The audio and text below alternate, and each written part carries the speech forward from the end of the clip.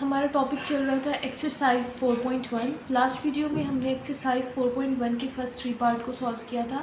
आज हम एक्सरसाइज 4.1 के क्वेश्चन नंबर 4 को सॉल्व करेंगे। क्वेश्चन नंबर 4 है फैक्टराइज, और आपको कुछ क्वेश्चन दिए हुए हैं, आपने इनको फैक्टराइज करना है। पार्ट नंबर 3 में भी आपने इसको इसी तरह से फैक्टराइज किया था लास्ट वीडियो के अंदर।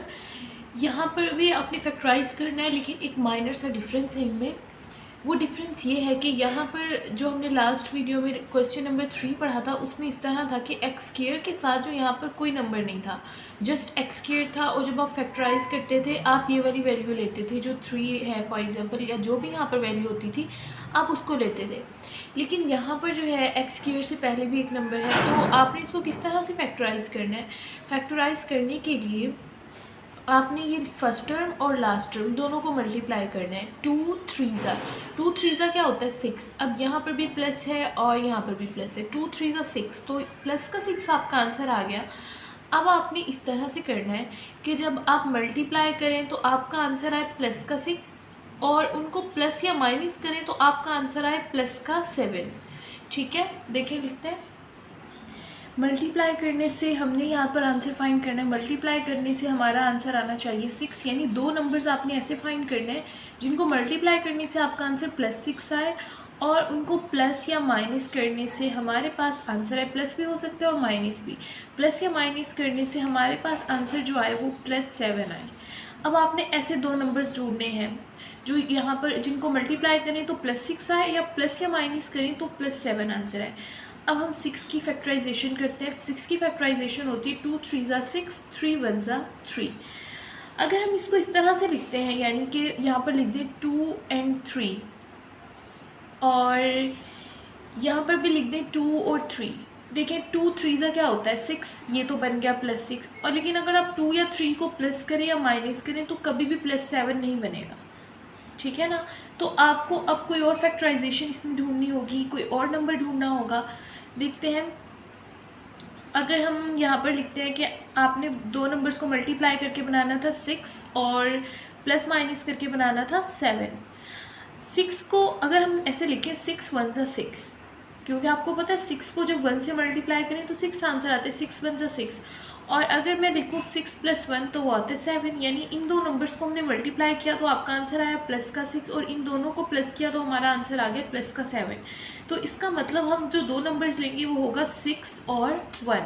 ठीक है, यहाँ पर 7 की जगह पर बाकी ये वाली वैल्यू और ये वाली वैल्यू ये दोनों सेम रहेंगी, और 7x की जगह पर आप लिखेंगे 6x, और ये 1 है तो इसकी जगह लिखेंगे x। 6x and x। ठीक है, देखिए लिखते हैं, यहाँ पर हो जाएगा 2x², और ये +3, ये एज इट इज़ आ जाएगा। और यहाँ पर हम लिखेंगे 6x + x, क्योंकि 6x + x मिलकर हो गए 7x, और 6 1 क्या होता है 6। ठीक है, अब इन दोनों में से आपने कॉमन फाइंड करना है। यहाँ पर देखिए ये वर्ड है 2 और ये है 6, इन दोनों में से कौन सा ऐसा नंबर है जो दोनों को डिवाइड करे। तो 2 ऐसा नंबर है जो 2 को भी डिवाइड करता है और 6 को भी डिवाइड करता है। उसके बाद x, देखिए यहाँ पर 1x है और यहाँ पर 2x, तो आप 1x कॉमन ले सकते हैं, क्योंकि 1x यहाँ से भी बाहर आ जाएगा और 1x यहाँ से भी।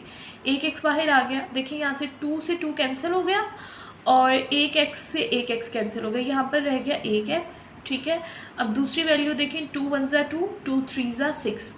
2 को जब आप 6 को 2 से डिवाइड करेंगे आपका आंसर आ जाएगा 3, और x एक ही था तो वो बाहर आ गया, तो यहाँ पर आ जाएगा x + 3। दूसरी साइड पे देखिए इन दोनों में से कोई भी नंबर कॉमन नहीं है, यहाँ पर x है और यहाँ पर 3। ठीक है, तो आप जब कोई कॉमन ना आए तो हम 1 बाहर ले लेते हैं, यहाँ पर अंदर आ जाएगा x + 3। ठीक है, जब अंदर वाली दोनों वैल्यू सेम आ जाए, x + 3 x + 3, ये दोनों सेम आ गई, इनको हम एक बार लिखेंगे x + 3, और दूसरी वैल्यू है 2x + 1, उसको हम लिख देंगे। ठीक है, तो ये हमारा इसका आंसर होगा x + 3 2x + 1। क्वेश्चन नंबर 2 है 2x² + 11x + 15। First of all हमने क्या करना होता है, फर्स्ट वैल्यू और लास्ट वैल्यू को मल्टीप्लाई करना होता है। 15 को आप मल्टीप्लाई करें 2 से, तो 15 2 क्या होता है 30। अब आपने ऐसे दो नंबर्स ढूंढने जिनको मल्टीप्लाई करने से 30 आंसर आया, प्लस या माइनस करने से क्या आंसर है 11। प्लस का 15 चाहिए और 11 भी प्लस का हमें चाहिए। देखिए यहाँ पर लिखते हैं हम, आपको चाहिए 30 चाहिए, मल्टीप्लाई करने से हमारा आंसर आना चाहिए प्लस का 30 और इनको प्लस माइनस करने से हमारा आंसर आना चाहिए प्लस का 11। प्लस भी कर सकते हैं और माइनस भी कर सकते हैं। इसके लिए आपको 30 का एलसीएम लेना होगा। 30 का एलसीएम लेते हैं, ये आ जाएगा 2 15 ज़ा 30, 3 5 ज़ा 15, 5 1 ज़ा 5। ठीक है, अब हम इस तरह से करते हैं, 2 और 3 को कंबाइन कर देते हैं, ये हो जाएगा 2 3 ज़ा 6 और यहाँ पर है 5, 6 और 5, 6 को मल्टीप्लाई करते हैं 5 से, 6 5 आपको पता है 30 होता है, और यहाँ पर भी लिख कर देखते हैं 6 5 क्या 11 आता है। देखिए 6 और 5 हमारा 11 बनता है, यानी कि हम प्लस करेंगे, 6 को प्लस करेंगे 5 में, आंसर आ जाएगा 11, और इन दोनों नंबर्स को मल्टीप्लाई करते हैं तो हमारा आंसर आ जाता है 30। तो अब हम क्या करेंगे, 11 की जगह पर हम ये वाले दो नंबर्स लिखेंगे 6x प्लस 5x। ठीक है, देखें 6x प्लस 5x, 11 की जगह हमने ये लिख दिया क्योंकि 6 और 5 11 ही बनाते हैं, और 15 और फर्स्ट टर्म और लास्ट टर्म वो एज इट इज़ हमने नीचे लिख दी है। अब आपने दो नंबर्स में से कॉमन लेना है, फर्स्ट 2 वैल्यूज़ में से कॉमन लेना है, फिर नेक्स्ट 2 टर्म से कॉमन लेना है। यहाँ पर देखें, यहाँ पर है 2 और यहाँ पर है 6, तो कौन सा ऐसा नंबर है जो इन दोनों को डिवाइड करेगा, तो ऑब्वियसली 2 ऐसा नंबर है जो 2 को भी डिवाइड करता है और 6 को भी, तो आप यहाँ से 2 बाहर निकालेंगे। यहाँ पर है x और यहाँ पर है x की पावर 2 यानी x², तो आप x बाहर निकाल सकते हैं जो दोनों में से बाहर आ सके, यहाँ से भी आ सकता है और यहाँ से भी। तो देखें अब पहली वैल्यू से इसको डिवाइड करते हैं जो हमने यहाँ से निकाला है, 2 से 2 कैंसिल हो जाएगा, 1x से 1x कैंसिल हो जाएगा, यहाँ पे रह जाएगा 1x। अब दूसरी वैल्यू को इससे डिवाइड करते हैं, 2 1 ज़ा 2, 2 3 ज़ा 6, यहाँ पर आ जाएगा 3 और 1x था वो दूसरे x से कैंसिल हो जाएगा, ये यहाँ पर वैल्यू आ जाएगी। नेक्स्ट देखें, नेक्स्ट है प्लस, अब इन दोनों में से आपने कॉमन फाइंड करना है। देखिए यहाँ पर है 5 और यहाँ पर है 15, तो इन दोनों में से आपने देखना है कि कौन सा ऐसा नंबर है जो 5 और 15 दोनों को डिवाइड करता है। तो आपको पता है 5 ऐसा नंबर है, 5 आप बाहर ले लेंगे, यहाँ पर जस्ट x है और यहाँ पर कोई वैल्यू नहीं है, तो आप जो है x को कॉमन नहीं ले सकते। यहाँ पर 5 से 5 कैंसिल हो जाएगा, यहाँ पर x रह जाएगा। 5 को जब आप 15 से डिवाइड करेंगे, 5 1 ज़ा 5, 5 3 ज़ा 15, तो आपका यहाँ पर आंसर आ जाएगा x प्लस 3 और यहाँ पर भी है x प्लस 3।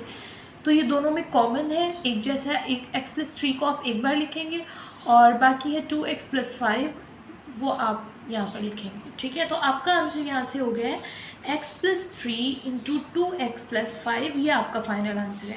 नेक्स्ट देखिए क्वेश्चन नंबर 3। क्वेश्चन नंबर 3 है 4x² प्लस 13x प्लस 3। बिल्कुल सेम वैसे ही करना है, आपने लास्ट टर्म और फर्स्ट टर्म को मल्टीप्लाई करना है। 3 4 ज़ा क्या होता है 12। अब आपने ऐसे दो नंबर्स ढूंढने हैं जिनको मल्टीप्लाई करने से हमारा आंसर 12 आए और प्लस या माइनस करने से 13 आंसर आए। हमें मल्टीप्लाई करने से आंसर चाहिए 12 और प्लस या माइनस करने से हमें आंसर चाहिए ये 13। ठीक है, देखते हैं अब हमें क्या करना होगा। 3 4 ज़ा 12 आया था, हमें 12 का एलसीएम लेना होगा। ठीक है, 12 का एलसीएम लेते हैं। 2 6 ज़ा 12, 2 3 ज़ा 6, 3 1 ज़ा 3। ठीक है, तो ये नंबर्स क्या आ गए, 2 2 ज़ा 4 और 3, इनको कंबाइन करके देखते हैं 4 और 3। 4 और 3 को अगर हम प्लस करके देखें तो आता है 7 13, तो फिर भी नहीं आ रहा। अब हम कंबाइन करके देखते हैं, 2 और 3 को एक साथ कंबाइन करके देखते हैं और 2 को सेपरेट रखते हैं। 2 3 ज़ा 6 और प्लस 2, 6 प्लस 2 करते हैं, तब भी हमारा आंसर 8 आता है, 13 नहीं आ रहा, तो इसमें कोई फैक्टर नहीं बन रहा है। अब हम इस तरह से कोई हमें बड़ा नंबर ढूंढना है, क्योंकि 13 एक बड़ा नंबर है, इनसे छोटे नंबर आ रहे हैं, लेस आ रहे हैं।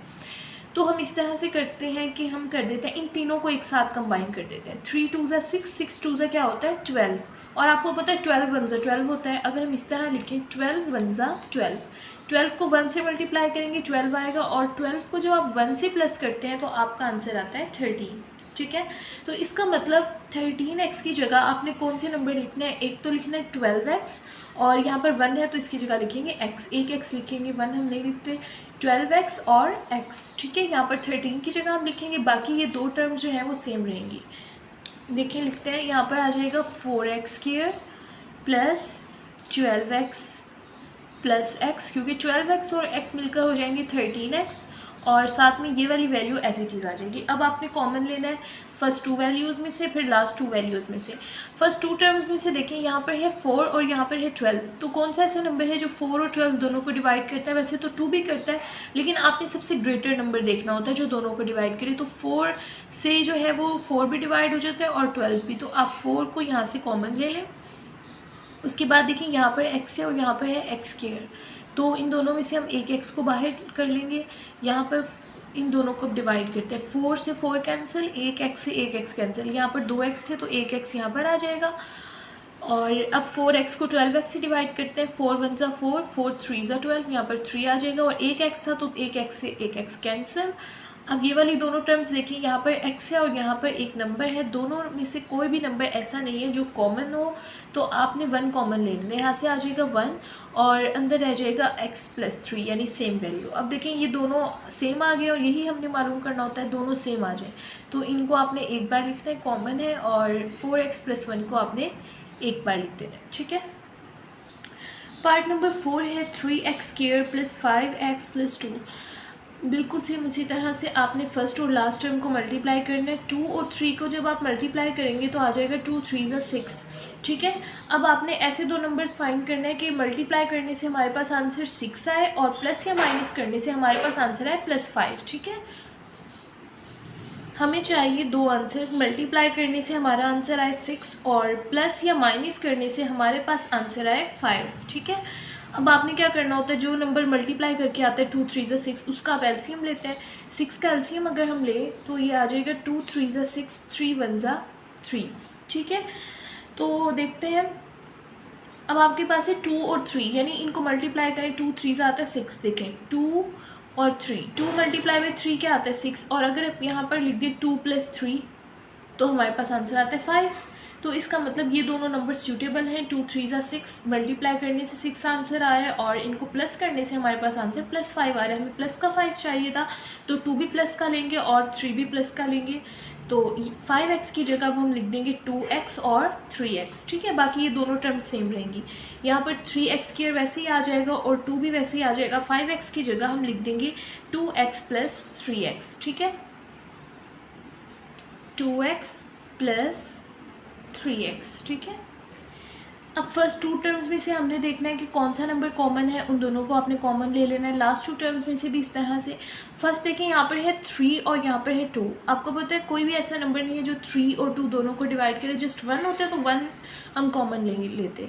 3 और 2 में से कोई ऐसा नंबर नहीं है जो दोनों को डिवाइड कर दे। उसके बाद देखिए, यहाँ पर है x⁻2 और यहाँ पर है x, तो दोनों में से हम एक x बाहर निकाल सकते हैं। यहाँ से एक x आ जाएगा, यहाँ से भी एक x आ जाएगा और एक x रह जाएगा। एक x को हम बाहर निकाल लेते हैं। जब आप इनको डिवाइड करेंगे, क्योंकि 3 वैसे ही आ जाएगा, x को जब आप x2 से डिवाइड करेंगे एक x रह जाएगा यहाँ पर, और यहाँ पर रह जाएगा 2। एक x था, ये बाहर चला गया, ठीक है। उसके बाद देखिए, इन दोनों में से अब आप कॉमन लें, ये है 3 और ये है 2। बिल्कुल वैसे ही इन दोनों में से कोई नंबर कॉमन नहीं आएगा। और उसके बाद देखिए, यहाँ से x भी हम कॉमन नहीं ले सकते क्योंकि यहाँ पर x है और यहाँ पर कोई टर्म नहीं है x की, ठीक है। तो यहाँ से जब कोई कॉमन ना आए तो हम यहाँ पर 1 लिख देते हैं और अंदर वैसे ही रह जाएगा 3x + 2, क्योंकि कोई भी नंबर हमने कॉमन नहीं लिया। उसके बाद देखिए 3x + 2 और 3x + 2, यहाँ दोनों सेम हो गए, तो हम यहाँ पर लिख देंगे 3x + 2, ठीक है। ये दोनों कॉमन है, इनको एक बार लिख देंगे, बाकी रह जाएगा x + 1। तो ये हमारा आंसर आ गया 3x + 2 × x + 1। नेक्स्ट देखिए, क्वेश्चन नंबर 5 है 3y² - 11y + 6। आपने क्या करना है, लास्ट टर्म और फर्स्ट टर्म को मल्टीप्लाई करने। 6 3 ज़ा होता है 18। अब आपने ऐसी टर्म बनानी है जिसको मल्टीप्लाई करने से आंसर आए +18, क्योंकि यहाँ पर भी प्लस है और यहाँ पर कोई नंबर वो साइन नहीं है तो प्लस होगा। 3 6 ज़ा 18, आपको चाहिए प्लस का 18 और उनको प्लस माइनस करने से हमारा आंसर क्या आना चाहिए, माइनस का 11। देखें, लिखते हैं, हमें ऐसे दो नंबर चाहिए जिनको मल्टीप्लाई करने से तो हमारा आंसर आए प्लस का 18, ठीक है, और उनको प्लस या माइनस करने से हमारा आंसर आना चाहिए -11, ठीक है। तो ऐसे आप सबसे पहले क्या करेंगे, 18 का आपको एलसीएम लेना होगा। 2 9 ज़ा 18, 3 3 ज़ा 9, 3 1 ज़ा 3, ठीक है। चलिए अब देखते हैं अब 11 कैसे बनेगा। अगर आप करें, इन दोनों को कंबाइन करें, 2 3 ज़ा होता है 6, 6 में अगर आप 3 प्लस करें 6 7 8 9, ये तो 9 बनेगा, 11 से छोटा है। हमें चाहिए था माइनस का 11 चाहिए, तो 9 आ रहा है आंसर। अब आप ऐसा करें, इस 3 और इस 3 को कंबाइन कर लें और 2 को अलग रहने दें। 3 3 सा क्या होता है 9, 9 में जब आप 2 प्लस करेंगे तो आपका आंसर क्या आ जाता है 9 और 2 11। तो ये वाला पेयर ठीक है, 3 3 सा 9, 9 और 2 ठीक है। लेकिन हमें चाहिए माइनस का। अब हम यहाँ पर लिख देते हैं 9 2 सा देखें 18 बनता है, और यहाँ पर आप लिख दें 9, यहाँ पर लिख दें 2, लेकिन हमें चाहिए माइनस का 11 ठीक है। तो इसके लिए हम क्या करते हैं, 9 के साथ भी माइनस लगा देंगे और 2 के साथ भी माइनस, क्योंकि माइनस माइनस क्या होता है प्लस। 9 + 2 कितना हो जाएगा 11, और अलामत हम हमेशा बड़ी वैल्यू वाली लगाते हैं, तो -11 आंसर आ गया। और देखिए, और हमने नंबर सेम लेने होते हैं। अगर हमने यहाँ -9 और -2 लिया तो हमें ऊपर भी -9 और -2 ही लेना होगा ठीक है। अब -9 और -2 लिया है तो देखिए +18 आता है, माइनस माइनस क्या होता है प्लस, 9 2 ज़ा 18, तो इनको मल्टीप्लाई करने से +18 आंसर आ रहा है, और -9 और -2 करने से -11 आंसर आ रहा है। तो इसका मतलब हम यही दो नंबर्स लेंगे, -9 एंड -2।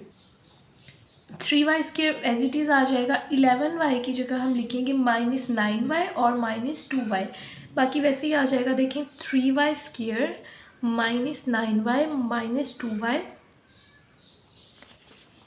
+6 ठीक है। अब इन दोनों में से देखें, फर्स्ट 2 टर्म्स कॉमन लेंगे और लास्ट 2 टर्म से कॉमन लेंगे। यहाँ पर है 3 और यहाँ पर है 9, तो 3 ऐसा नंबर है जो 3 को भी डिवाइड करता है और 9 को भी डिवाइड करता है, तो यहाँ से आप 3 बाहर ले लेंगे। और उसके बाद y देखें, यहाँ पर है 2, y की पावर 2 यानी 2y है, और यहाँ पर 1y, तो इन दोनों में से हम y कॉमन ले लेंगे। अब इसको इससे डिवाइड करते हैं, 3 से 3 कैंसिल हो जाएगा, और यहाँ पर 2y है तो 1y कैंसिल हो जाएगा, यहाँ पर 1y रह जाएगा ठीक है। माइनस वैसे ही आ जाएगा। अब 3y को आप 9y से डिवाइड करें, y से कैंसिल हो जाएगा, 3 1 ज़ा 3, 3 3 ज़ा 9, यहाँ पर आ जाएगा 3 ठीक है। अब यहाँ पर देखें, यह है -2y +6, पहली टर्म के साथ माइनस है तो आप माइनस बाहर निकाल लेंगे ठीक है। और यहाँ पे है 2, यहाँ पे है 6, तो ऐसा कौन सा नंबर है जो 2 को भी डिवाइड करता है और 6 को भी, तो ऑब्वियसली 2 ऐसा नंबर है जो 2 को भी डिवाइड करता है और 6 को भी, तो यहाँ से 2 बाहर आ जाएगा। और y हम नहीं ले सकते क्योंकि यहाँ पर है y और यहाँ पर नहीं है ठीक है। तो इन दोनों को डिवाइड करते हैं, 2 से 2 कैंसिल हो जाएगा और माइनस से माइनस कैंसिल हो जाएगा ठीक है। यहाँ पर क्या रह जाएगा y। उसके बाद अब डिवाइड करते हैं, -2 को +6 से डिवाइड करते हैं, 2 1 ज़ा 2, 2 3 ज़ा 6, तो यहाँ पर आ जाएगा 3, और प्लस माइनस क्या हो जाएगा माइनस। वैसे भी जब आप माइनस बाहर निकालते हैं, जैसे यहाँ पर आपने माइनस बाहर निकाला है, तो अंदर वाली जो सारी अलामतें होती हैं वो चेंज होती हैं, जो प्लस होता है वो माइनस हो जाता है और माइनस प्लस। देखें पहली टर्म के साथ माइनस था तो यहाँ पर प्लस हो गया, और दूसरी टर्म के साथ प्लस था तो यहाँ पर माइनस हो गया, क्योंकि हमने माइनस बाहर निकाला है, अंदर वाली सारी अलामतें चेंज हो गई। अब देखिए यहाँ पर भी है y-3 और यहाँ पर भी है y-3, तो ये कॉमन है, इसको एक बार लिखेंगे, और बाहर है 3y-2, तो इसको यहाँ पर लिखेंगे, तो हमारा आंसर यहाँ से हो गया y-3 एंड 3y-2 ठीक है। नेक्स्ट देखें, क्वेश्चन नंबर 6 है 2y² -5y + 2। आपने क्या करना है, फर्स्ट और लास्ट टर्म को मल्टीप्लाई करना है, ये है 2 2 ज़ा क्या हो जाएगा 4। अब आपने ऐसे दो नंबर्स ढूंढने हैं जिनको मल्टीप्लाई करने से 4 आंसर आए, और प्लस या माइनस करने से हमारा आंसर आए -5 ठीक है। देखते हैं, मल्टीप्लाई करने से आपने आंसर निकालना है 4, और प्लस या माइनस करने से हमारा आंसर आना चाहिए -5 ठीक है। 4 का हमें एलसीएम लेना होगा, इसके लिए 4 का एलसीएम लेते हैं, 2 2 ज़ा 4, 2 1 ज़ा 2 ठीक है। अब अगर आप 2 और 2 को प्लस करें तो आपका 5 आंसर कभी नहीं बनता, 2 + 2 4 होगा, कुछ भी कर ले 5 आंसर इसमें नहीं आता, ये टर्म छोटी हो रही है। अब आप ऐसा करें, 2 और 2 दोनों को कंबाइन कर दें, क्योंकि दो ही नंबर्स है, तो 2 2 ज़ा क्या हो जाएगा 4, और हम करते हैं 4 1 ज़ा 4 ठीक है ना, यहाँ पर लिख देते हैं 4 1 ज़ा 4। अब यहाँ पर हमने कर दिया 4 1 ज़ा 4। अब यहाँ पर देखते हैं 5 आता है, 4 और 1 को प्लस अगर हम करें तो हमारा आंसर आता है 5, लेकिन यहाँ पर हमें फाइंड करना है -5, तो आप क्या करें, 4 के साथ भी माइनस लगा दें और 1 के साथ भी, यहाँ पर क्या आ जाएगा -4 और -1 कितना बन जाएगा मिलके -5, क्योंकि माइनस माइनस प्लस होता है और अलामत जो होती है हम बड़ी वैल्यू वाली लगाते हैं।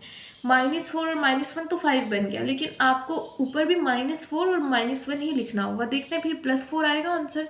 -4 और -1 यहाँ पर लिख देते हैं। 4 1 ज़ा 4, माइनस माइनस प्लस, ठीक है। और हमें प्लस का ही 4 चाहिए था, तो ये दोनों बिल्कुल ठीक है वैल्यूज़, -4 और -1, ठीक है। हमने 5y की जगह लेना है -4 और -1, और ये दोनों वैल्यूज़ वैसे ही रहेंगी, ठीक है। -4 और साथ में लिखेंगे y, और दूसरी टर्म थी -1, तो 1 हम नहीं लिखते, हम सिर्फ y लिखेंगे। 1 के साथ 1 नहीं लिखेंगे, y के साथ जस्ट y लिखेंगे, ठीक है। अब देखें, आपने फर्स्ट 2 टर्म से कॉमन लेने और लास्ट 2 टर्म से कॉमन लेना है। जब इन दोनों से आप कॉमन लेंगे 2 और 4 को, ऐसा कौन सा नंबर है जो दोनों को डिवाइड करे, तो 2 ऐसा नंबर है जो 2 को भी डिवाइड करता है और 4 को भी। उसके बाद यहाँ पर है y की पावर 2 और यहाँ पर है y, तो एक y बाहर आ जाएगा। अब इन दोनों को डिवाइड करना है, 2 से 2 कैंसिल, यहाँ पर 2 y है तो एक y कैंसिल हो जाएगा, यहाँ पर रह जाएगा एक y माइनस। अब इन दोनों को आप डिवाइड करें, 2 1 ज़ा 2, 2 2 ज़ा 4, यहाँ पर आ जाएगा 2 और y से y कैंसिल, ठीक है। अब दूसरी टर्म है -y + 2। -y + 2 में से आप देखें यहाँ पर y है और यहाँ पर y नहीं है, तो कॉमन नहीं हम ले सकते। तो यहाँ पर देखिए, अगर पहली टर्म के साथ माइनस हो तो हम माइनस बाहर निकाल लेते हैं, तो हम यहाँ से जो है ना 1 कॉमन ले लेंगे, ठीक है। माइनस हमने बाहर निकाला और इन दोनों में से कोई कॉमन नहीं था, तो 1 बाहर निकाल लिया। देखिए माइनस बाहर आ गया, तो इन दोनों को जब आप डिवाइड करेंगे, माइनस से माइनस कैंसिल और यहाँ पर रह जाएगा y। जब आप इन दोनों को डिवाइड करेंगे तो माइनस प्लस क्या हो जाएगा, माइनस, और 2 वैसे ही आ जाएगा, क्योंकि 1 से जो भी नंबर हम डिवाइड करें वही आंसर आता है। 1 से जिसको भी आप डिवाइड करें, 2 से डिवाइड करेंगे 1 2 आंसर आएगा, y से आप 1 को डिवाइड करेंगे y आंसर आएगा, ठीक है। अब देखिए यहाँ पर है गया y - 2 और यहाँ पर भी है y - 2, तो इसको हम लिखेंगे 1 टाइम y - 2, और बाहर है 2y - 1, तो इसको यहाँ पर लिख देंगे 2y - 1। तो ये हमारा आंसर हो गया y - 2 and 2y - 1। Question number 7 है 4z² - 11z + 6, ठीक है। तो लास्ट टर्म और फर्स्ट टर्म को मल्टीप्लाई करते हैं, 6 4 ज़ा होता है 24। अब आपने मल्टीप्लाई करके आंसर बनाना है 24, और प्लस माइनस करके आंसर बनाना है माइनस का 11। देखें, हमें यहाँ पर मल्टीप्लाई करके आंसर चाहिए 4 6 ज़ा 24, प्लस का 24 है, और प्लस या माइनस करके हमें आंसर चाहिए 11, ठीक है, और माइनस का 11 चाहिए हमें। अब देखते हैं, आपको इसके लिए 24 का एलसीएम लेना होगा। 24 का एलसीएम लेते हैं, 2 1 ज़ा 2, 2 2 ज़ा 4, 2 6 ज़ा 12, 2 3 ज़ा 6, 3 1 ज़ा 3। तो अब इनको आपने इस तरह से कंबाइन करना है कि आपका आंसर 11 बन जाए। देखिए कंबाइन करके देखते हैं, अगर हम इन दोनों को कंबाइन करें और इन दोनों को कंबाइन कर लेते हैं, 2 2 ज़ा हो जाता है 4 और 2 3 ज़ा हो जाता है 6, ठीक है। 4 और 6, आपको पता है 4 और 6 मिलके बनाते हैं 10, और हमें चाहिए 11, ठीक है। 4 और 6 यहाँ पर मिलकर बना देंगे 10, लेकिन हमें चाहिए था 11, तो इस तरह से पेयरिंग सही नहीं है, ये गलत हो गया। अब हम किस तरह से पेयर करते हैं, हम इस तरह करते हैं कि इन तीनों को आप साथ मिला लें और 3 को अलहदा रहने दें। 2 2 ज़ा 4, 4 2 ज़ा 8, 8 हो जाएगा। 8 में आप 3 को प्लस करके देखें, 8 और 3, 8 9 10 11, 8 और 3 11 बनते हैं, तो ये वाला पेयर ठीक है। यानी 2 2 और 2, इन तीनों को मल्टीप्लाई किया और उसके साथ 3 को प्लस किया। 2 2 ज़ा 4, 4 2 ज़ा 8, 8 और हमने 3, यानी ये दो नंबर्स लिए ना 8 और 3, यहाँ पर लिखते हैं 8 3। देखिए 8 3 ज़ा क्या होता है 24। इसी तरह से आप 8 और 3 को प्लस करें तो आता है 11 आंसर, लेकिन हमें यहाँ पर चाहिए -11, तो इस 11 को माइनस बनाने के लिए 3 भी माइनस का कर देते हैं हम, 8 भी माइनस का, क्योंकि -8 माइनस माइनस प्लस होता है। 8 और 3 11, और माइनस बड़ी वैल्यू के साथ यहाँ पर माइनस है, तो यहाँ पर आ जाएगा माइनस। अब हमें ऊपर वाली वैल्यू के साथ भी माइनस लगाना होगा, 8 भी माइनस का करेंगे और 3 भी। माइनस माइनस क्या हो जाएगा प्लस, और 8 3 ज़ा 24, और हमें प्लस का 24 ही चाहिए था, और यहाँ से माइनस का 11। तो हम दो नंबर्स लेंगे, एक -8 और एक लेंगे -3, ठीक है। 4z² वैसे ही आ जाएगा, यहाँ से आ जाएगा -8z और -3z। यहाँ 11 की जगह ये हमने दो नंबर्स लिखे और बाकी यहाँ पर आ जाएगा +6। फर्स्ट 2 टर्म्स में से कॉमन लेते हैं, तो 4 और 8 को ऐसा कौन सा नंबर है जो दोनों को डिवाइड करे। वैसे तो 2 भी करता है, लेकिन आपने सबसे ग्रेटर नंबर लेना होता है। तो सबसे ग्रेटर नंबर जो इसमें है वो 4 है, जो दोनों को डिवाइड करता है 4, और यहाँ पर है z की पावर 2 और यहाँ पर है 1z। तो आप दोनों में से 1z को बाहर लिख सकते हैं, कॉमन ले सकते हैं। अब इन दोनों को डिवाइड करें, 4 से 4 कैंसिल, एक जी से एक जी कैंसिल, यहाँ पर एक जी रह जाएगा। अब इसको डिवाइड करें, 4 1 ज़ा 4, 4 2 ज़ा 8, यहाँ पर आ जाएगा 2 और जी से कैंसिल हो जाएगा। उसके बाद देखिए यहाँ से कॉमन देखते हैं, यहाँ पर है 3 और यहाँ पर है 6, तो 3 और 6 को ऐसा कौन सा नंबर है जो दोनों को डिवाइड करे, 3 ऐसा नंबर है, 3 को भी डिवाइड करते हैं 6 को भी। और मैंने आपको कहा था अगर फर्स्ट नंबर के साथ माइनस हो तो आप माइनस को भी बाहर लिख लेते हैं, ठीक है। तो -3 बाहर आ जाएगा। अब इन दोनों को डिवाइड करें, माइनस से माइनस कैंसिल, 3 से 3 कैंसिल, यहाँ पे क्या रह गया, जी। उसके बाद अब इन दोनों को डिवाइड करते हैं, देखिए 3 1 ज़ा 3, 3 2 ज़ा 6 और प्लस माइनस क्या हो जाएगा, माइनस, ठीक है। z-2 सेम है, इसको यहाँ पर हम एक बार लिखेंगे और बाहर लिखेंगे 4z-3।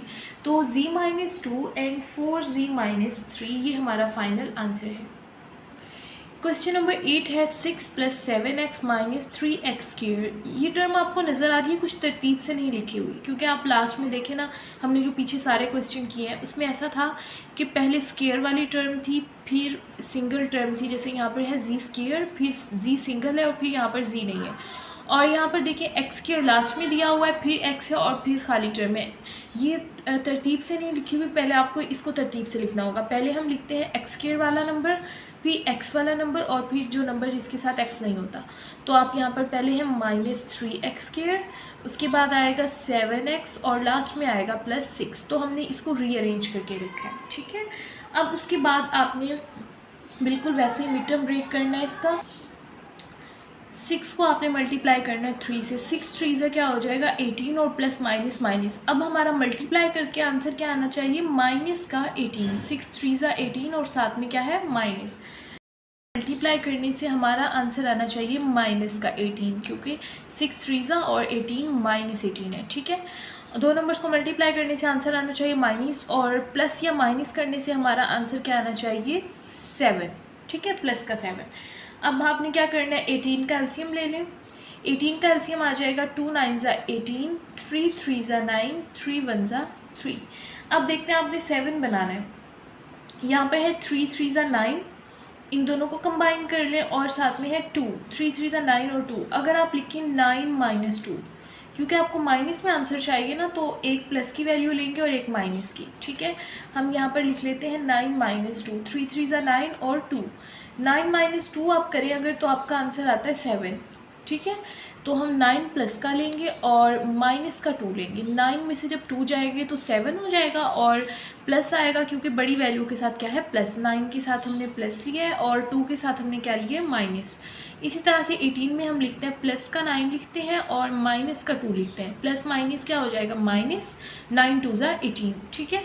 देखें प्लस माइनस करने से हमारा आंसर आ रहा है 7 और मल्टीप्लाई करने से आंसर आ रहा है -18, और यही हमें यहाँ पर चाहिए था, ठीक है। तो अब आपने क्या करना है, इस 7x की जगह आप लिख देंगे +9 और -2।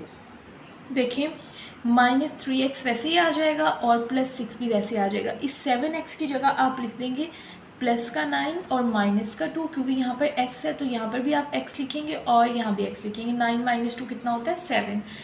अब नेक्स्ट आपने क्या करना है, इन दोनों में से कॉमन लेना है, और आपको पता है जब पहली वैल्यू के साथ माइनस हो तो माइनस को भी बाहर निकालते हैं। उसके बाद देखिए यहाँ पर है 3 और यहाँ पर है 9, तो दोनों को कौन सा नंबर है जो दोनों को डिवाइड करता है, तो 3 ऐसा नंबर है।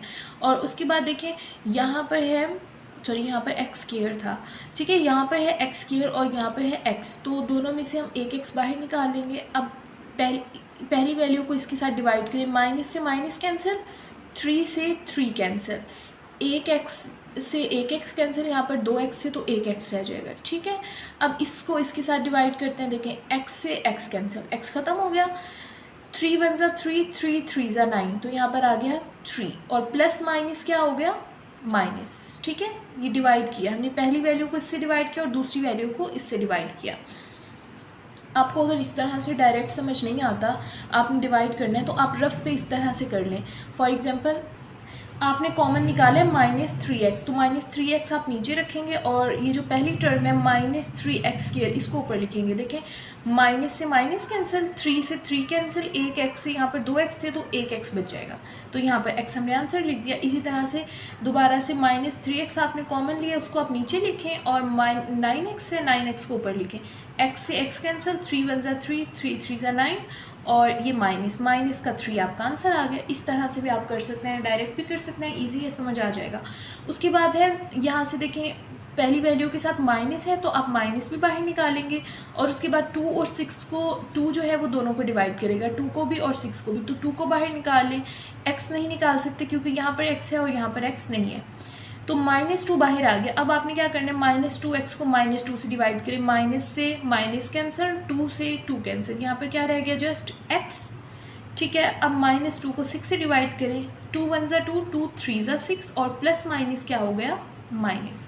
तो आपका यहाँ पे आंसर क्या आ गया x -3, ये दोनों में सेम है, इसको एक बार लिखेंगे और दूसरी साइड पे है -3x एंड -2, तो ये आपका फाइनल आंसर है x -3 -3x एंड -2।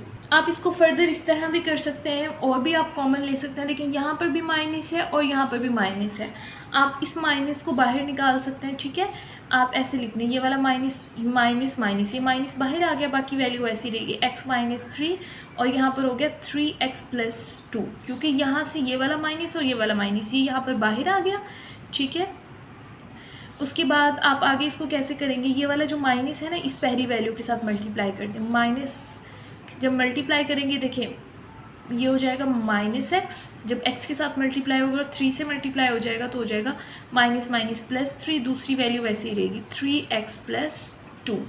ठीक है, उसके बाद आपने क्या करना है, प्लस वाली वैल्यू पहले लिखनी है 3 और -x बाद में लिख लिया, यानी रीअरेंज कर लिया है, 3 पहले लिखती है और x बाद में, और यहाँ पर वैसे ही आ जाएगा 3x + 2, तो ये इसका आंसर हो जाएगा 3 - x एंड 3x + 2। दोबारा देखिए हमने यहाँ से लास्ट में क्या किया है, यहाँ पर भी माइनस था और यहाँ पर भी माइनस था, इन दोनों में से ये माइनस बाहर निकाल लिया, x -3 वैसे ही आ गया, यहाँ से माइनस माइनस बाहर चला गया था तो 3x और 2 ये दोनों प्लस के हो गए।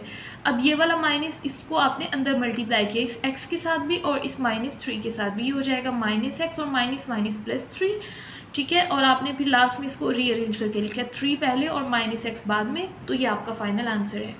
इस तरह से एक्सरसाइज नंबर 4.1 कंप्लीट हो गई। इसके 4 पार्ट थे, आपने इसको बहुत अच्छे तरीके से समझना है क्योंकि आगे सारी एक्सरसाइजेज जो हैं वो इसकी रिलेटेड होंगी। अगर आपको ये 4.1 अच्छे से नहीं समझ आई होगी, आप बाकी एक्सरसाइज सॉल्व नहीं कर सकेंगे और आपको बहुत मुश्किल होगी, तो इसलिए 4.1 की आपने बार बार प्रैक्टिस करनी है और इसको अच्छे तरीके से करना है।